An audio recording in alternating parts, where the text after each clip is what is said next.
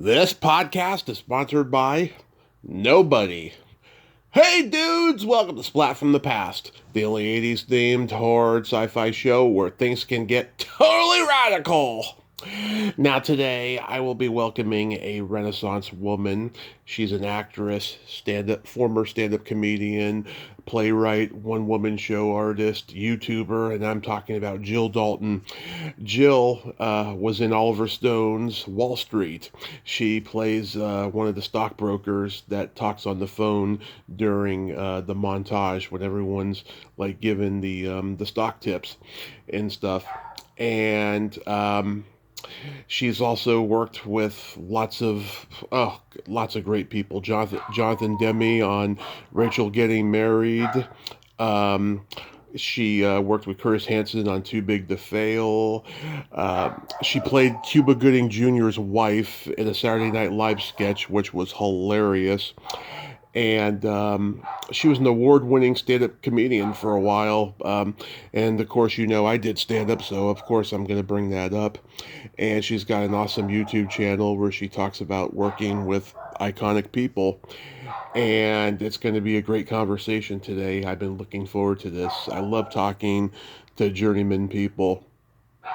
And funny thing is, I was going to reach out to her in 2022 for the 35th anniversary of Wall Street, but I put it off for a while because I reached out to someone else from the movie, and that person gave me the runaround, and I was so angry that I decided not to talk about the movie that year after all because it killed my experience. But then the great Dan Schneider, the podcaster, Dan Schneider, had Jill on his show earlier this year, and it gave me the incentive to reach out to Jill after all, after that person pretty much just led me on, and so I am excited to be talking with Jill today.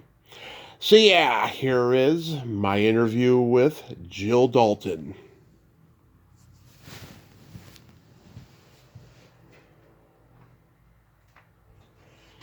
Hey, Jill, welcome to the show. How are you today? I'm good. How are you, Tommy? I am fantastic. This is a great honor. Thank you so much for coming on today.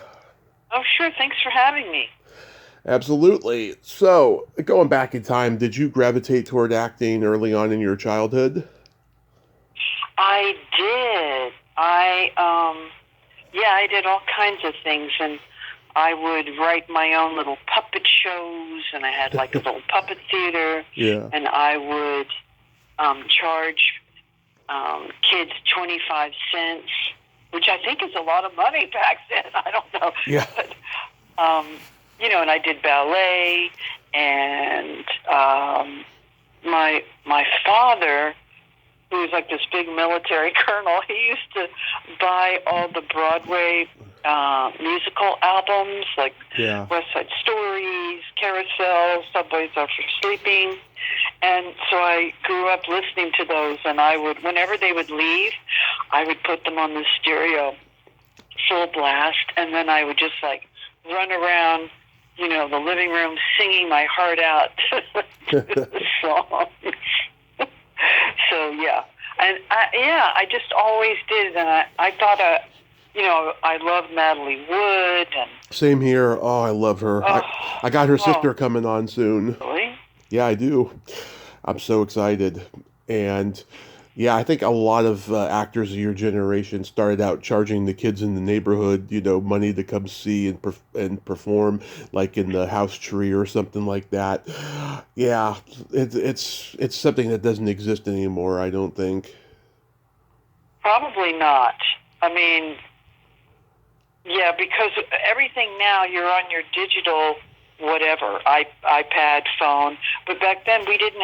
All we had was our imagination and free time, and there wasn't that control either. That there's so many, like they call them, I guess, helicopter parents who kind of hover over their kids to see what they're doing and how they're doing. Mm-hmm. We didn't have any of that. We were kind of like free range chickens, just out in the neighborhood. Yeah. Oh my God. So you're born in Japan and you moved around a lot with your military dad. Did you ever feel like you belonged anywhere that you moved to? Well, it's interesting. I kind of just tried to fit in wherever I was. Hmm.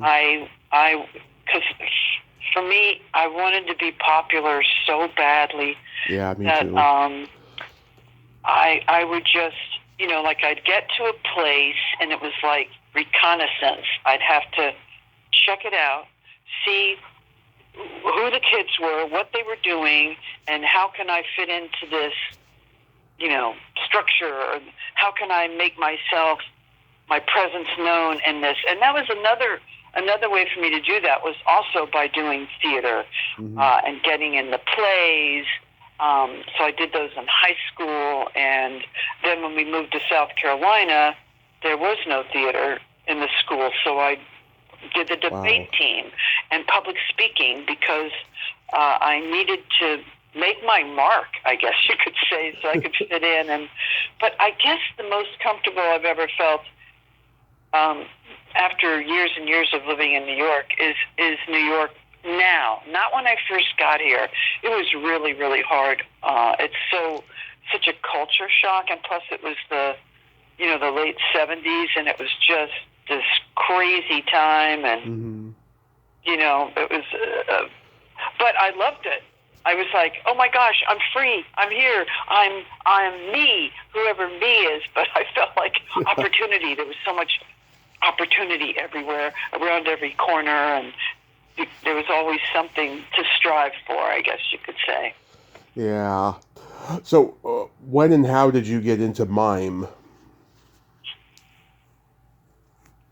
Well, I was at the University of South Carolina, and this mime troupe came through called Mad Mountain Mime, and they gave a free workshop, and I was in the theater department, so I went because that's what you did. You went to everything. So I went, and I thought it was really interesting. I had never heard of mime. I mean, maybe Marcel Marceau, but it Hmm. was somewhere in the far recesses of my brain. But after that workshop, the guy Charlie Metcalf, who was the head of that little company, troupe, I guess you would say, said, "Hey, why don't you meet us at the Russell House tonight, and you can come on stage with us and do a piece." And I was like, "Okay." So, all right, I'll do that. So I went and I did, one piece with them, and it was thrilling. And then I found out they were teaching at Florida State University in Tallahassee, and so I went down there with like 3 or 4 of the, other classmates that were in my theater program there at University of South Carolina, and we went down there and studied. And I studied for two summers with them, and then I started my own company, and I got endowments from the National Arts, and Yeah. from the South Carolina Arts Commission, and we toured, and it was great. It was really, again, I put it together. There was no such thing as a. People didn't know what mime was in South Carolina. They would say, "Oh, is this homemade Mimi?" I'd go, "No." "Homemade Moo?" I go, "No." Nobody, most people didn't know what it was, but they liked it when they saw it.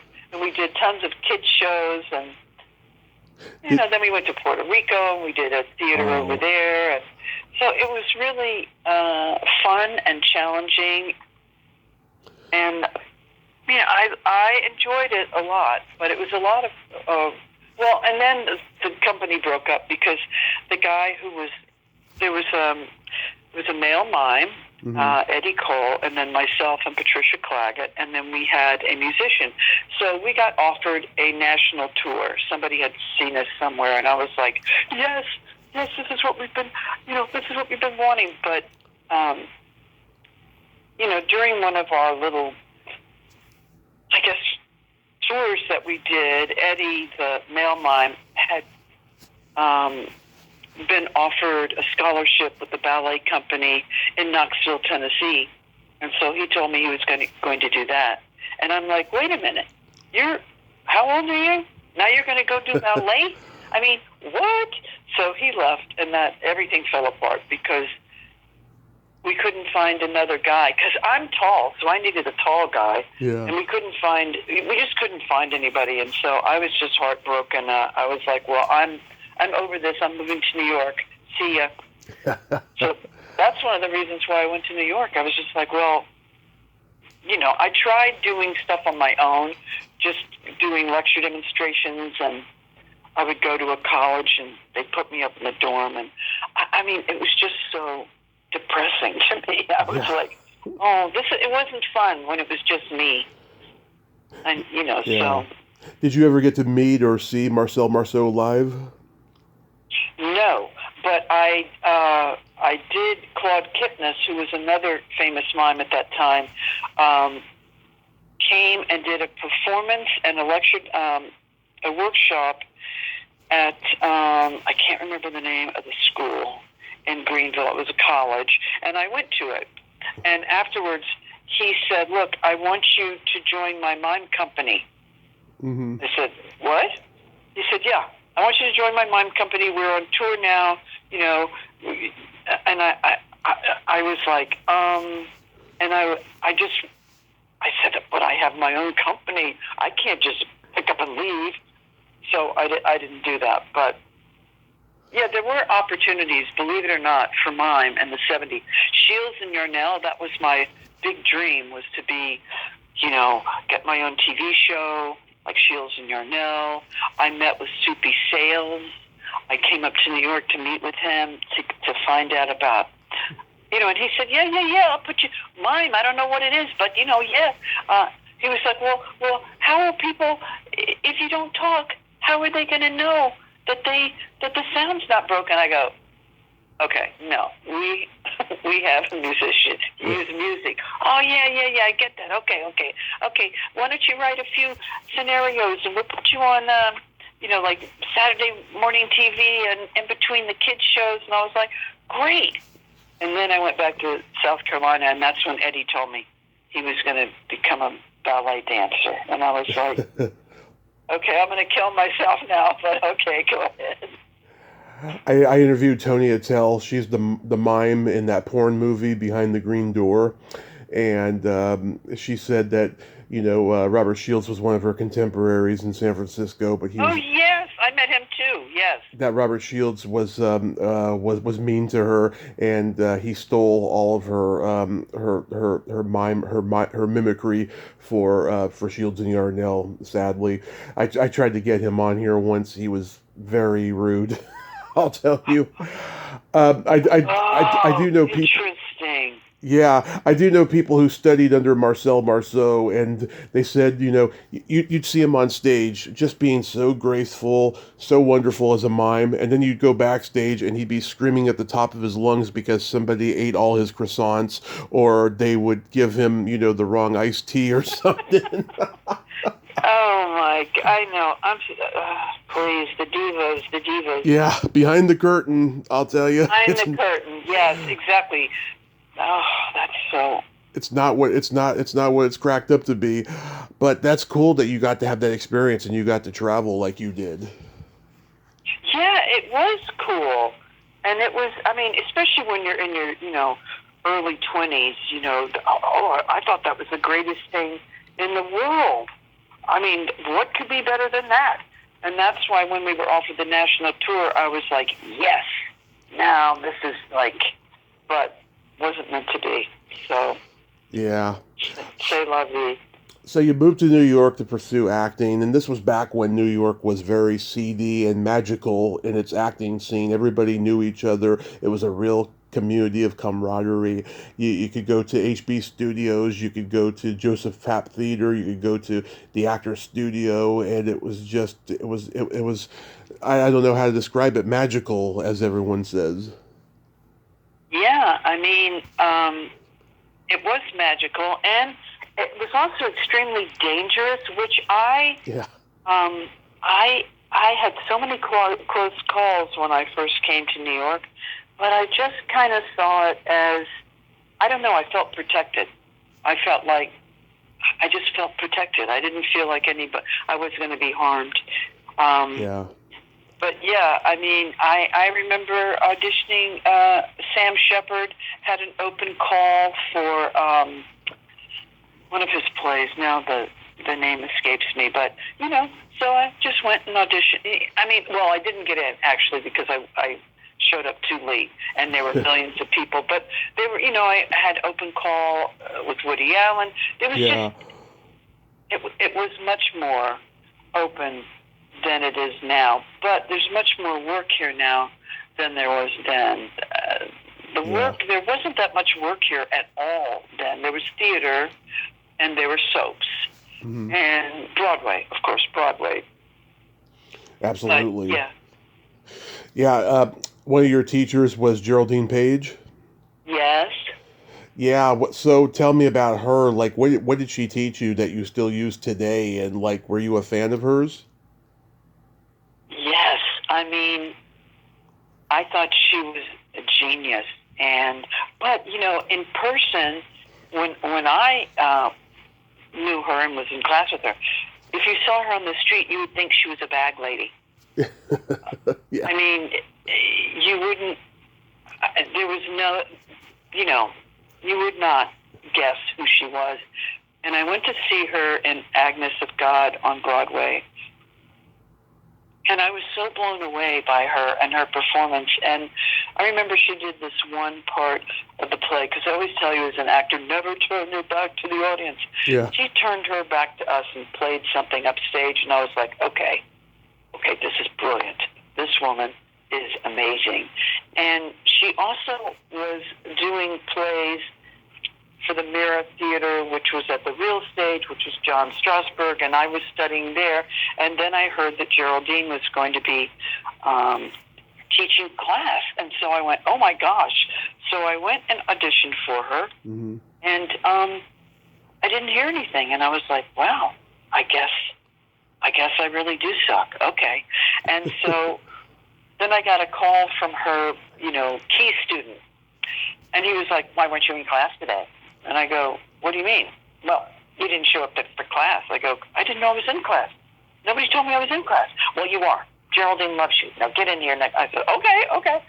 So, but, I don't know that I learned things from her so much. I don't know that she was a great teacher, but the stories that she would tell us about opening night on a Broadway show and how her hand would be shaking so much that the teacup she was holding would rattle, and just how to, it just showed her humanity, and that even though you're a great actor and you have an Academy Award and all this, you're human, and it just made things more accessible to somebody coming up. And honestly, she never gave me notes. I remember I did a scene, and at the end, she spent like 15 minutes with my scene partner. And then she said, okay, thank you. And I was like, whoa, what about me? And she goes, oh, no, you were fine. I said, okay, thank you. So I was like, oh, okay. But she was, she was pretty amazing. And she used to twist her hair. She had this thing where she would watch, and she'd be so, just focused on the scene or whatever. And she'd be twisting, this chunk of hair around her finger or whatever. And I'd look around, and half of the women in the class would be twisting their hair like her. And I thought, that's not going to help you. That's not going to help you guys. But, and one time, oh my gosh, she gave notes. Somebody did a scene from, what's the movie where she's blind? I know which one you're talking about. Yeah. Okay, so they did the scene, and Geraldine, in her sweet little voice, said, oh my goodness, that was the absolute worst blind person I've ever seen in my life. that was horrible. But she did it in such a sweet way but you were like, okay. But it was, I mean, yeah, she was amazing. She was truly an artist. And yes, she was. Did she swear a lot? I don't remember her swearing, but that doesn't mean anything because she could have been. I don't think so. Why do you have that? Oh, because, in my experience, theater actors have very body mouths. I used to handle props backstage in theater, and we would always engage in locker room talk and tell highly offensive jokes with each other. So that's why I had to ask. Yeah, well, maybe she did when she was backstage. I did know that during Agnes of God that she was doing on Broadway, that she would play poker backstage, have a poker game going, and then they'd say, "Okay, Geraldine, you have, get up. You have another part to do or whatever," and she just put her, go up, do her thing, come back down, pick up the hand, and continue on, because she was just so at home in that space, and I found that amazing. Was it The Beguiled where she was blind, I'm thinking? No, it was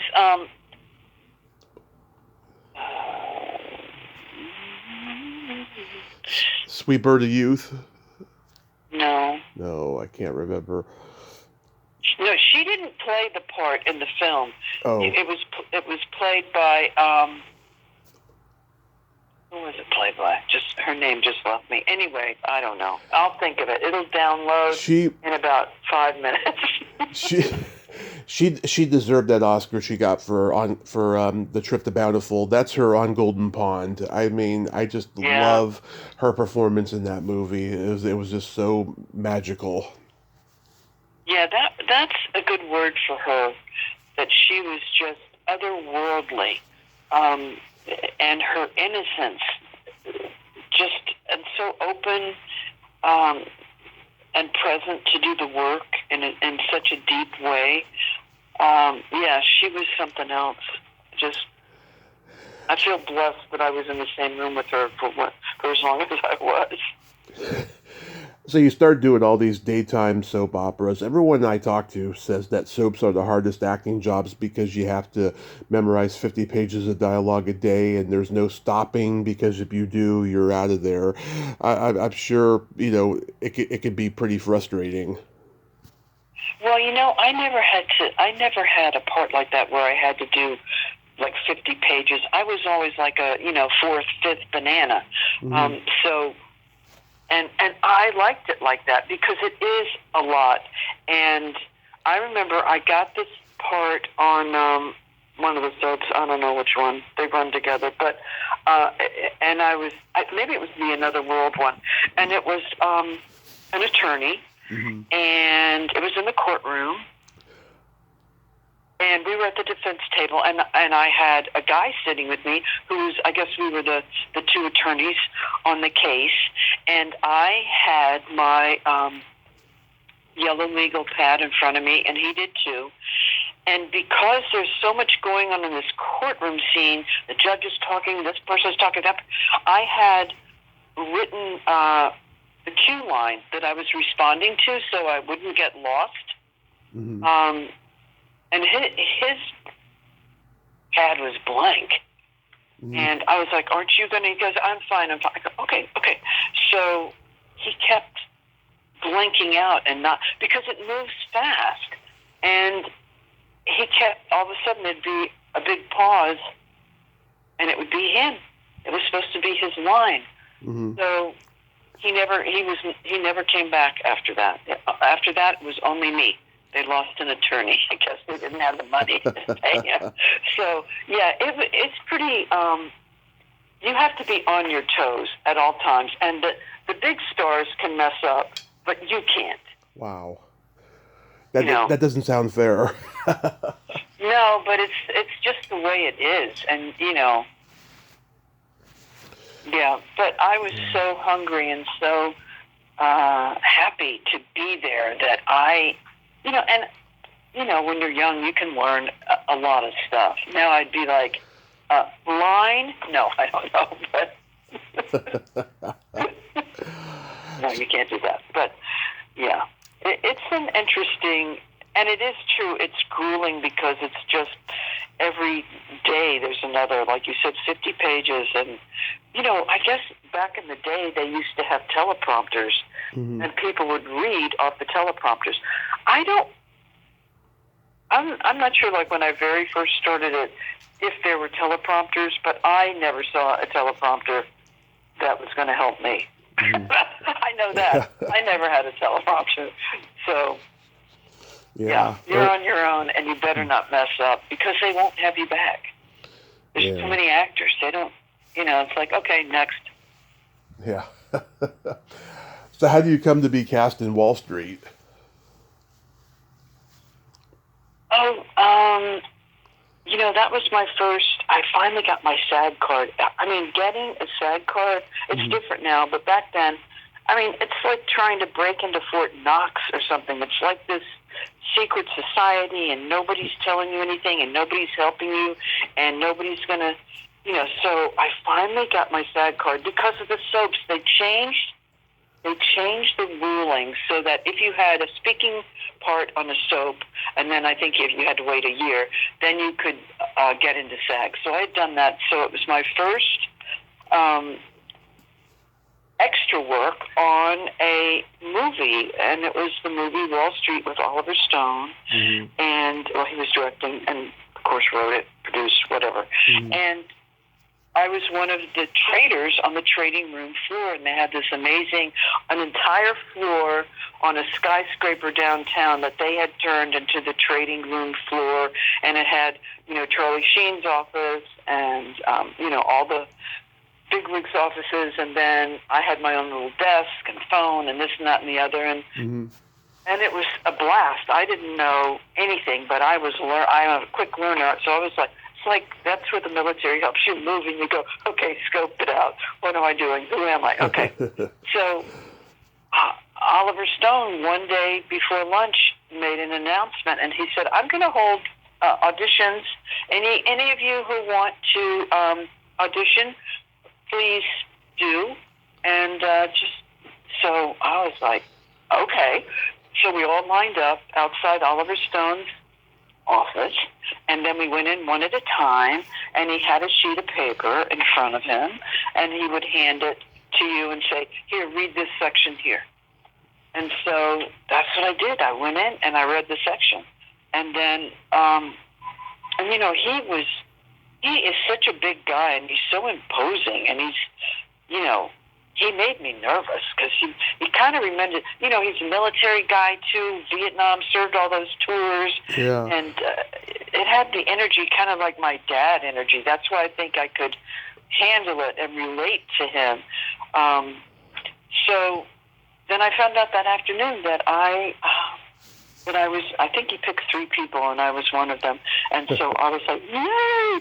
And so then they were signing us out, and I gave him my voucher, and the guy's like, okay, and this is like, I don't know what day of the week it is, but maybe Wednesday or something, and he goes, okay, we'll see you Friday, and I was like, no, I'm supposed to be here tomorrow, too. He goes, no, you're not. I go, yes, I am. He goes, nope, because you're a principal now, so you'll come back on Friday, and you'll shoot your scene, but you're not coming in tomorrow. So I said, oh, okay.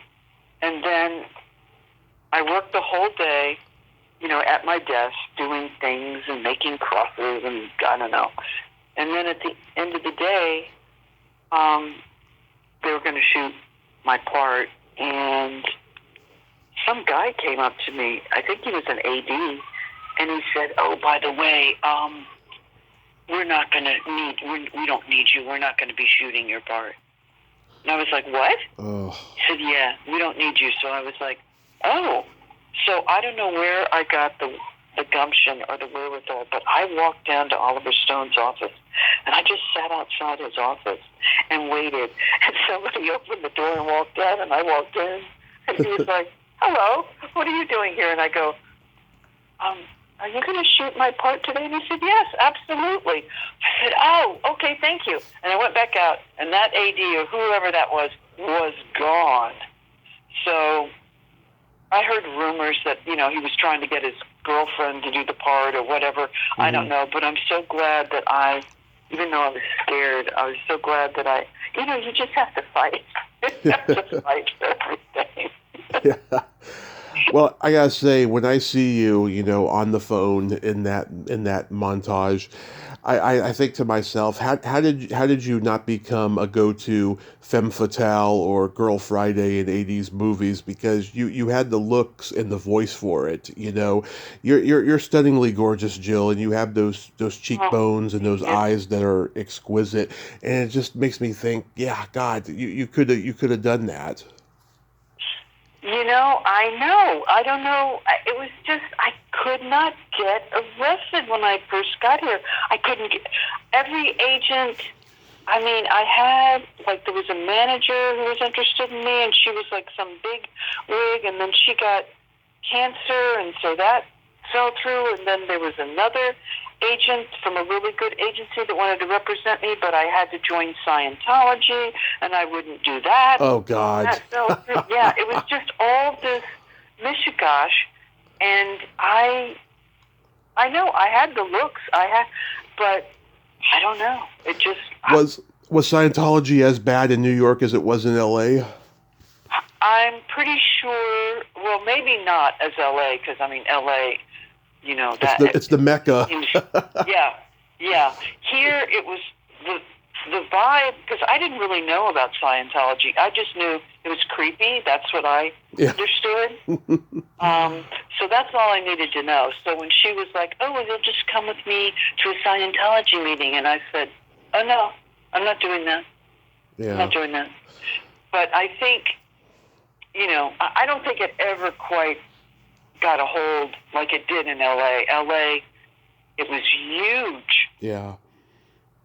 Lots of megastars were there, and probably still are.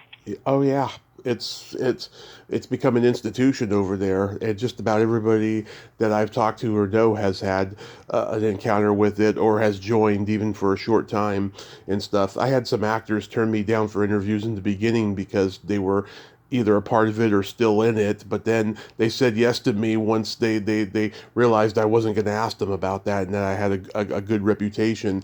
I just think it's silly, and the whole thing with Leah Remini that's going on now, I hope it wins in her favor. I really hope it does. Yeah, she's very brave to do, and that's how I really started learning about when I started watching that. It was so upsetting, though. I was like, man, does she have guts to do that, and good for her. Yeah, but I think the "greed is good" line has really come back to haunt Michael Douglas, because I know.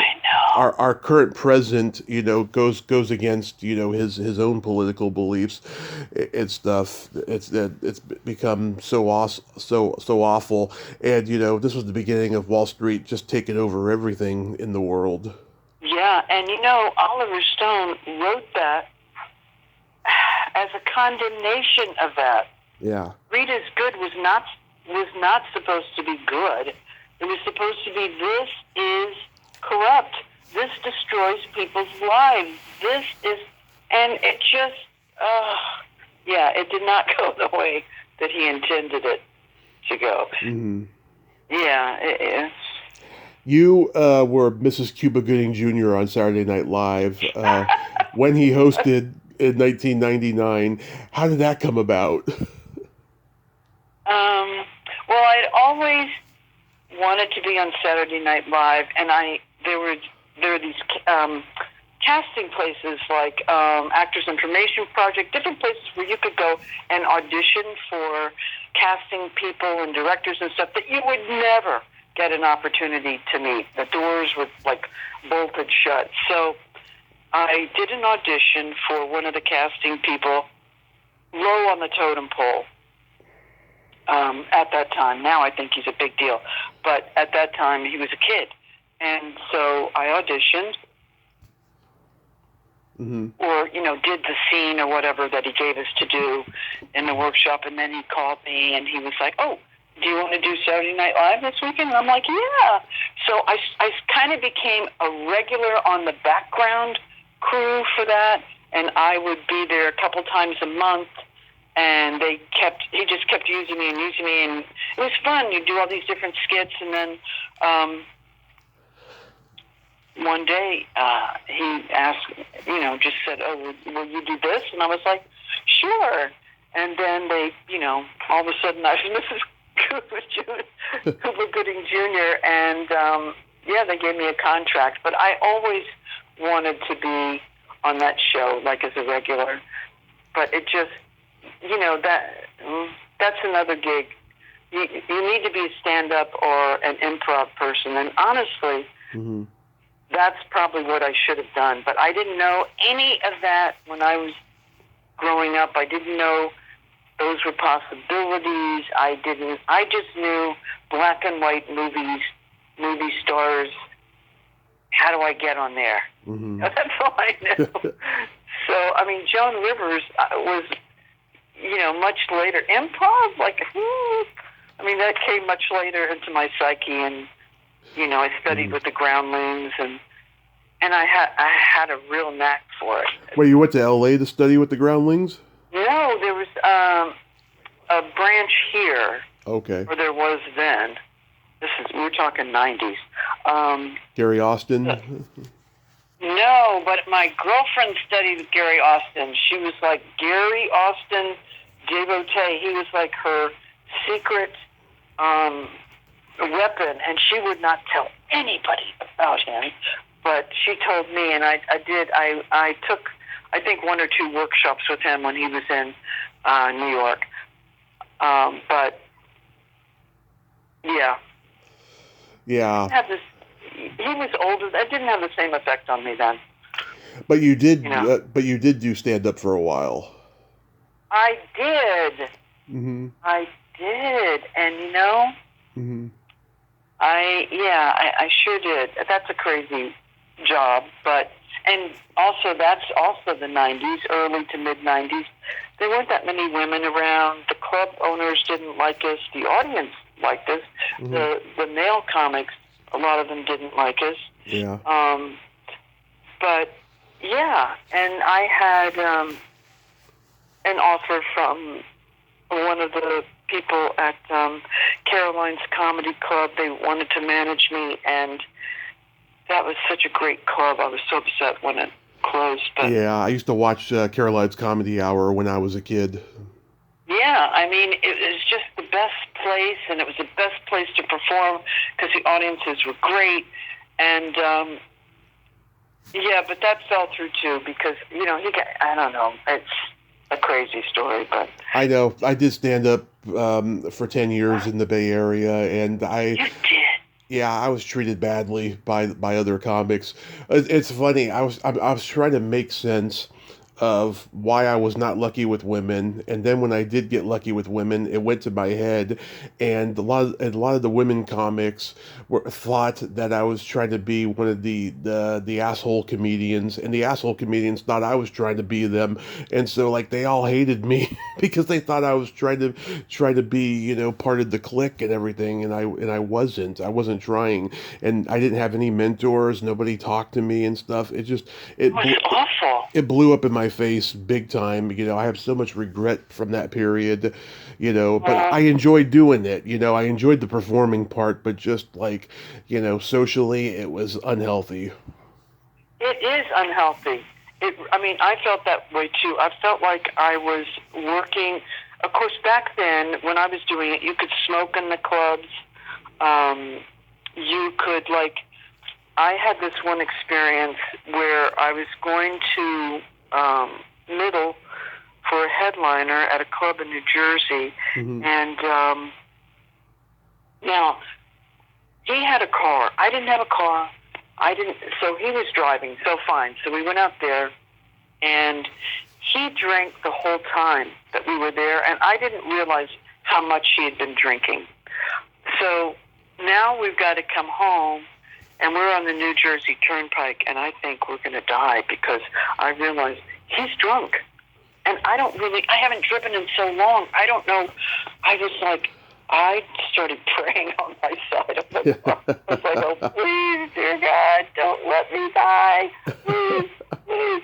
And like I remember, how I was just like completely tense, my eyes bugging out, and I saw the sign for get off the ramp for New York. And I was like, here, get off here, because he was just oblivious, and he's like, arr! I was like, oh my gosh! I got home in one piece, and I was never so relieved to be home in my life. And then he was like, so I'm coming upstairs, right? And I go, no, are you, what?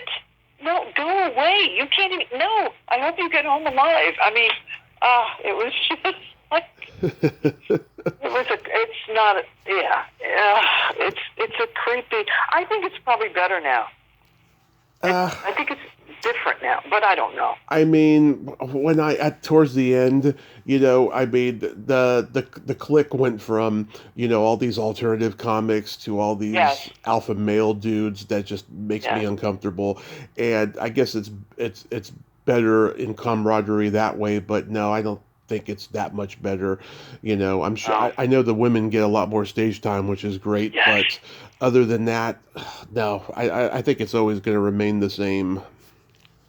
Do you ever listen to WTF with Mark Maron? Oh, he's my hero. He's the reason I started this podcast. Oh my goodness, I know. I love him.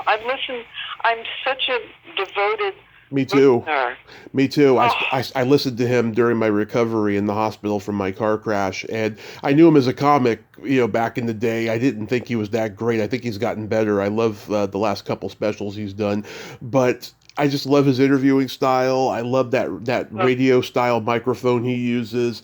Just everything about his podcast is perfect. He is the best. He is the best, and I mean, sometimes I want to slap him. I'm like, Mark, stop it. He goes off on these tangents where it's just like spinning, and I'm like, stop it. I think he's gotten better with them, though. Like in the beginning, he was still trying to get out of that self-loathing phase of not being successful. Yes. Now that he is, I mean, he's still complaining, but he's also grateful, and he's also politically aware now, Yes. And very outspoken, which I really like, and I went to see him when he shot his last special. He was in New York. He did Town Hall, 2 performances. So I went to the early one, which I'm glad I did, because, he went over, and of course, but our audience was so hot that he couldn't use any of the footage from it because people were screaming and yelling and applauding and basically jumping up and down every time he did anything. So I heard him talking about it. Did you ever see him around when you were doing stand-up? I didn't. I think he must have left, or I'm not sure. Because he couldn't get past at the Cellar. I know that. And he had a bad relationship with the Improvs and several venues. He was only playing the alternative rooms, and he had buddies. Right. He had buddies like Dan Vitale and Eddie Pepitone who were around, but other than that, no. I mean, he had to just take anything he could get. He did a lot of one-nighters, I've heard him say. Yes. When he was up in Boston, he did those constantly. Just, that's how he survived, I guess. And then, that's true. He had a hard time in New York getting into the clubs. And, please. I can imagine the stand-up really prepared you for your one-woman shows. Was that pretty much the extent of how you did stand-up? It was like one-woman show performance artist like? No. I told jokes, man. Oh. I took a frickin' class. Because, me, I have to do my research. Yeah, you love doing the classes. I love those classes. So I took a stand-up comedy class, and we had to write jokes, and then the graduation was a performance at the Improv, I did jokes. I was like, because back then it had to be set up punch, or you couldn't get past at a club. That was me. I was a joke guy. Yeah, I mean, now, as I was doing it more, and when I would be in different, like, venues, not in a club, then I could tell more stories. But, Yeah, when I was actually really focusing on doing it legit, I wrote jokes and I wrote every day. Mm-hmm. And I went out and did, went and did like Boston Comedy Club or the Strip or wherever. Stand Up New York is close to me, and so I used to do the bringer shows there. We had to bring 3 people, and cheap for me because it was in the neighborhood, and I could bring my friends, make them come and pay. And so then I started. They would give me stage time by letting me MC for the bringer shows and stuff. So, and then like a million years later, Carrie Hoffman, who owned the club and has since sold it and is now a very well-known Frank Sinatra impersonator. Oh, yeah. Okay. So he called me one day out of the blue. He said, "Oh, my God, I can't believe you have the same phone number." I must have still had my landline at that time. And I go, "Yeah, I do." So we went out and had a drink, and he was like, "Jill, I always thought you were so funny." And I'm thinking, why didn't you? He was managing at that time. I was thinking, you thought I was so funny, but did you ever approach me to manage me? No. So, there's no rhyme. Show business, it makes no sense. It makes no sense. I mean, nothing makes sense in show business.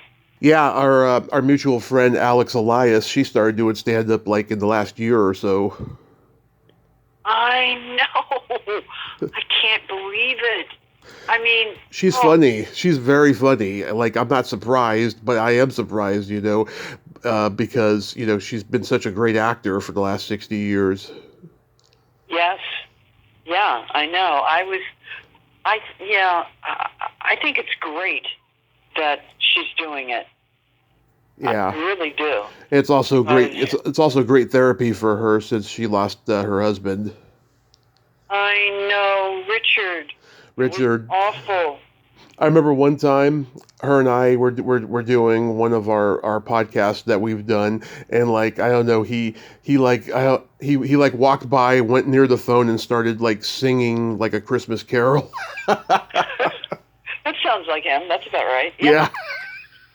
He was such a kind, adorable guy. I really, really liked him, and I miss him. Yeah. Yeah, I felt so bad for her. She was going through a lot at the time. So you did a couple episodes of Law and Order. The E. coli hamburgers episode comes to mind. Oh yes, I'm like, what? Oh yeah, I know. I was always a grieving mother. I always had dead children. They were either murdered by a serial killer or the E. That was my first one. I think that was called Bodies. Uh-huh. Yeah, and she got tainted meat. That's right. It was the E. coli episode. Oh my gosh.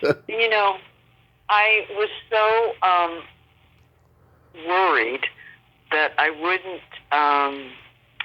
have the emotional depth to do the part. I mean, the things that I do to torture myself, I'm sure a lot of actors do it. But,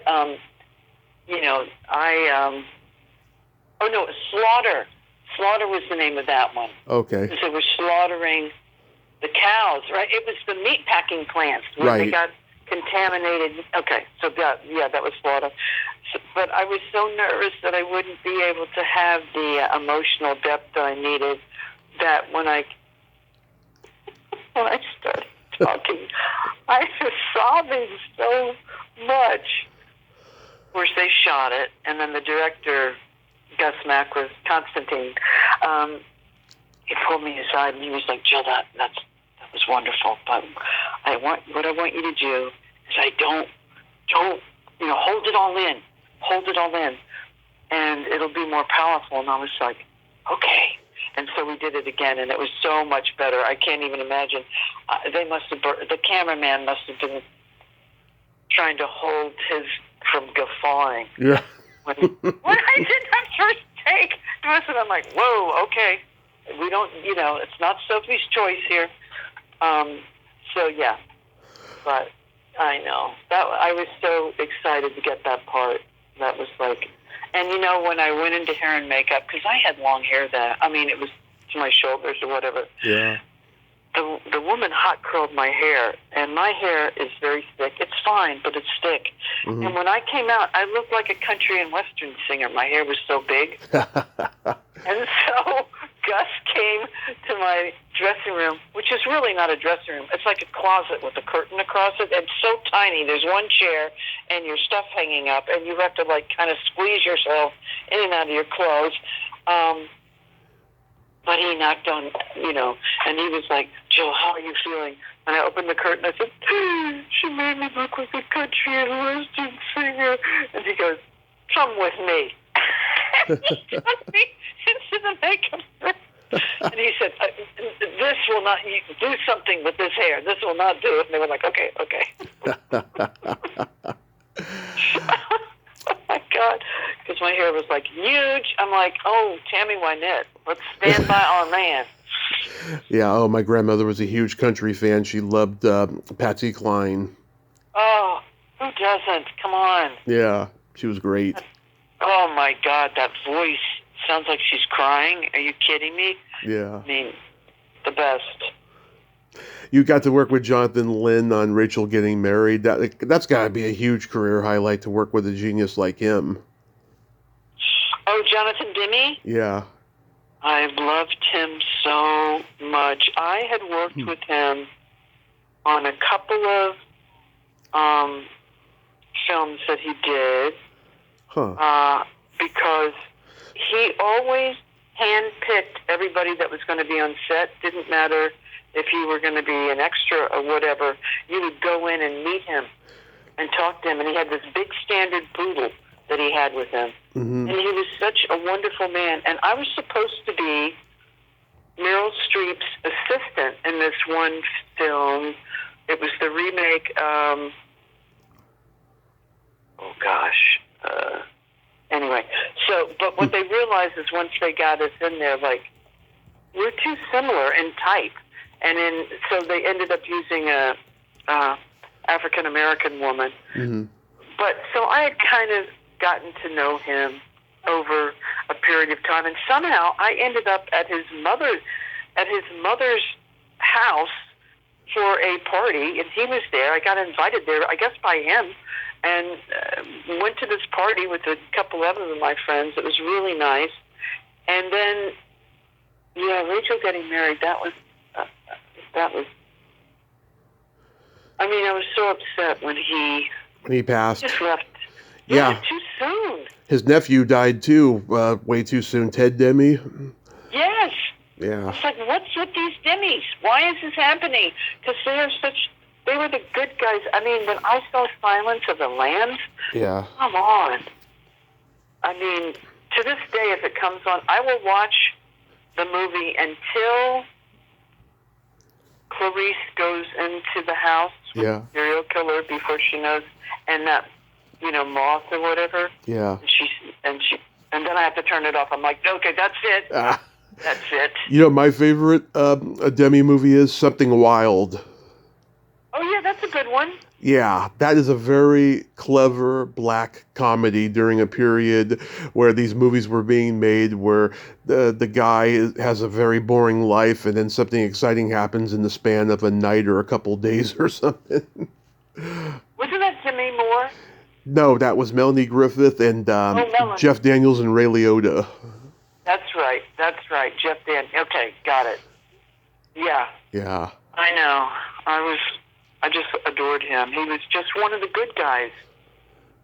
And then you got to work with Curtis Hanson on Too Big to Fail. I saw the scene you were in when Tony Shalhoub says, "Go tell Tim Geithner to fucking blow me."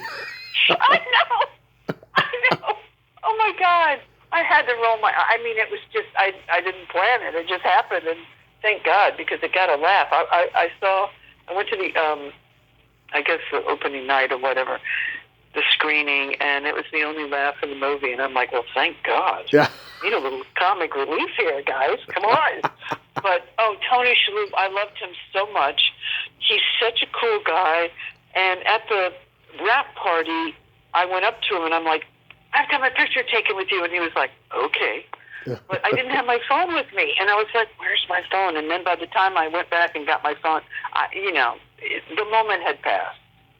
People move on, things happen, and so I didn't get to do that picture, which really bummed me out. But yeah, that was an interesting, fun little part. I didn't. It's so crazy how they run these movies. I didn't get to meet him or anything. It's just like rolling. You're gonna, you go in and they go, okay, you're gonna hit your mark here, and you're gonna do this. And so you're like, okay. So I gotta say, I love your YouTube channel. The stories you tell are fantastic. The George C. Scott one is great. I'm a huge Patton fan too, by the way. And the almost auditioning for Woody Allen story is great. The Lily Tomlin calling you is great. What made you want to start a channel and tell all these stories? Well, I've always told stories, and I've written them, and I've blah blah blah. And people would say to me, "Jill, you need to start a channel or YouTube." And I didn't even know what that meant. I'm like, YouTube? I didn't watch YouTube. I wasn't familiar with YouTube. Wow. I mean, I knew what it was. I knew the name. Mm-hmm. But then a couple of years ago, I had my astrology chart done by a Vedic astrologer, which is different than a Western astrologer, I found out. So I had my chart done, and near the end of our session, he says to me, "Oh, you should really start a YouTube channel." And I was like, "What? What's that?" Yeah. But then it clicked. I said, "Oh, this is what people..." And I've been watching him on YouTube. Yeah. Because when people kept telling me that, I started watching certain things on YouTube, like the tarot card readers. I love them. Yeah. And I love a lot of the psychics and stuff. Who knows? But when he told me that, something clicked, and I said, "Well, how do I do that? What do I do? What do I talk about?" He goes, "Well, I don't know, whatever you want." He said, "Maybe you do makeup tutorials." And I'm like, "What? No, I don't think so." But so yeah, I just started. I didn't know what I was doing, and I watched all these videos telling me how to behave on YouTube and how your voice needs to be this and that. Like, oh my God, so I just started, and now I really enjoy it because now I have, subscribers and stuff, and so it's fun, and they comment, and it's like you build a community, and you get to meet people. Like, that's how I met you. That's how I met so many interesting people. And Dan Schneider. Yes, and I really like it because, I don't know, it's kind of like-minded people who have a similar, and I didn't know what I was going to talk about on the channel, and then I just said, well, I think I should start telling these stories. I mean, what else am I going to talk about? Oh, yeah. I need tarot. Yeah. In the last 7 years. I bought a tarot card deck. I'm like, let me see if I can learn tarot. But then I realized that's like a whole thing. Yeah. That's actually a skill. And so I was like, don't be ridiculous. And I tried, to do things like a self-tape. I tried to do things that would help other actors, but then I realized that's just, no. So, yeah, I just tell my stories. Yeah, in the last 7 years I've been doing this podcast, I have really found my community of people and stuff, fellow nerds of pop culture and the sex positivity community and stuff, and it's just been fantastic. Yeah, I mean, it's not perfect, like anything is, but it's really fantastic. I've just been so grateful. I know, it's really it's hard to describe because it's just a medium that works for me, and obviously it works for you. And I had tried, I was approached by 2 New York literary agents. "Oh, write a book, and we want to publish your book." And so I spent 2 years writing a book, and that's where I get a lot of these stories from, because I wrote this book, and then I sent it to them. And then I didn't hear. And finally, I wrote them, and I'm like, what's going on, guys? And then they said, oh, yeah, we're not going to publish it. We've been back and forth. Oh, Jesus. So I said, okay. And then I was like, and, writing a book is so freaking painstaking and difficult. Yes. And this is much more, I don't know, much more fun, I guess, or more, I don't know what the words are, but it just works better for what I do. And it's kind of, I can incorporate my stand-up, my acting, my improv, my writing, my sense of humor, and yeah. So I really like it. I'm glad I started it, even though the first the first video I did, which I need to change, but I haven't done that yet.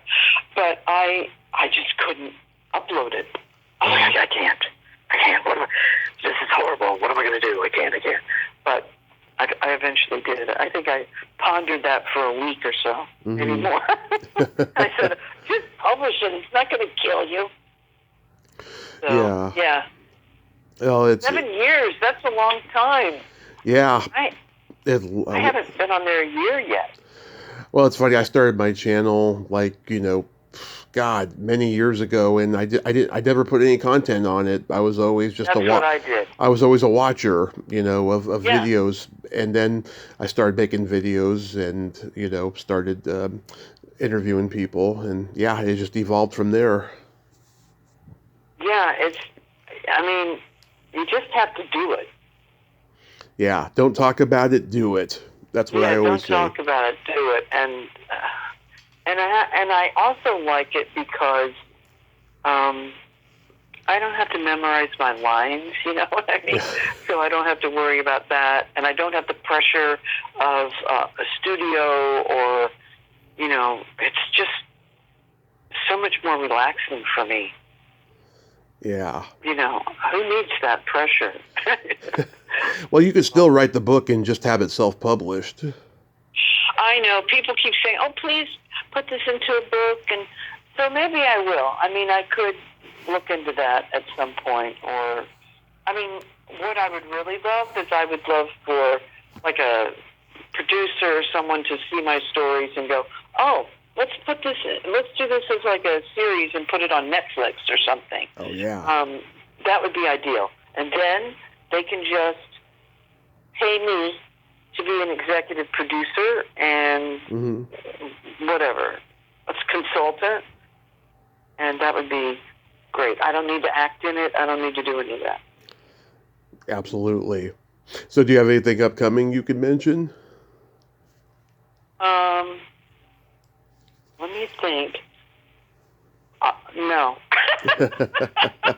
I'll be releasing another video on Sunday. That's on Jill Dalton NYC on YouTube. Do you want to give a hint of what you're going to talk about? I can. Well, the one I just did was about going to my 300-pound chain-smoking Freudian therapist, Dr. Rubin. And so she sent me to 12 steps. She's the one who told me, you're an adult child of alcoholics. All right, go to 12 step. So this is about me starting 12 step. It's called Adult Child of Alcoholics. I love it. That's going to be pretty funny, I think. I think so. Yeah. I'm always amazed at what people pick up on, and sometimes I think, I can't talk about this, and that seems to be what people like the most. I'm like, oh, okay. I think as long as you're open and just honest, people appreciate that, I think. I totally agree. So real quick, we got to play my secret silly game. This is a series of silly slumber party questions. It's no win or lose. It's just pure fun. And how the game works, Jill, is I ask you the question, you answer it. Then you ask me the same question, I answer it. And feel free to comment on the answers because they might be funny. Okay. Jill, are you ticklish? I am. So, Tommy, are you ticklish? Ticklish, I can't even say it. Oh, yes. If you tickle me without warning, though, I might hit you in the groin. Oh, no. I won't then. Don't worry. I was never one to do that. People would do it to me, but I didn't do that. Is your belly button an innie or an outie? Oh, my belly button is an innie, and I'm so glad it is. Because as a girl, when you had to wear a bikini, an innie was the way to go. So is your belly button an innie or an outie? It is also an innie. What color are your toenails painted? Oh, I don't have any toenail polish on. I'm sorry. Okay. I used to, but no. What color are your toenails painted? Red, green, and white for Christmas. Oh, nice. Yes. I like it. Very festive. Do you have sparkles on there? No, I should add some sparkles to them. Yeah. What would you say is your best personality trait? I think my best personality trait is that I'm funny. You are very funny. Thank you. What is your best personality trait? I have empathy and I have no filter. Oh, you know what? I have empathy too. And that is so important. We need that. Yes. So much we need that. And, yeah, I love that. I agree. No filter. Okay. And then my favorite question, is there a stinky smell that just makes you gag? I'm sure there's a few of them. Living in New York City in the summertime, sometime walking down certain streets, or in the subway, it's the smell of urine that has been congealed from the heat, and yeah. Because I used to do a bit about that in the subway, and I can't remember, but it was something like, I love the smell of urine in the morning. Yeah. I don't know. It's like victory. But yeah, so I would say that. What is your worst smell or smells? Either you gag. Either farts or feet. Ew, I have to concur with you on that. Farts or feet. Oh, no. Yes, I know. That is faux pas. I got a couple jokes for you. What do you call a boy that doesn't masturbate? A girl? A liar. Oh, better. Yes, okay. Why did Frosty the Snowman have a smile on his face?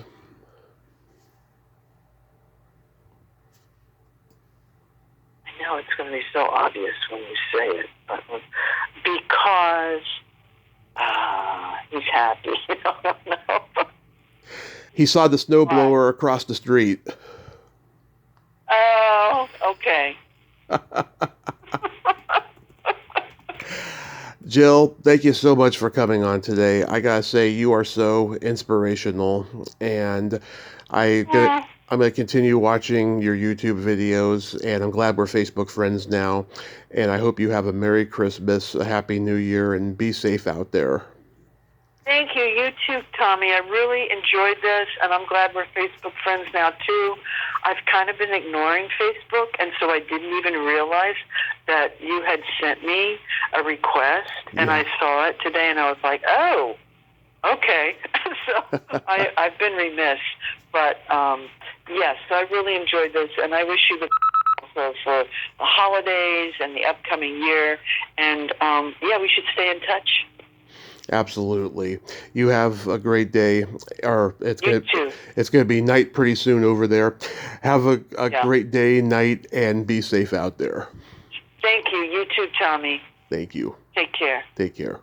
Bye-bye. Well, there you have it. Jill Dalton, ain't she a sweetheart? Oh my God, she is so much fun, and she is a wealth of knowledge, and she remembers everything of her past so well, whereas a lot of people, could take it or leave it. But it was fantastic talking with her today and talking about Geraldine Page and, her stand-up career. and everything like that. I'm so glad we could talk. Well, until next time, this is Tommy Throwback Kovac saying there's no shame in living in the past because the present sucks. Later, dudes.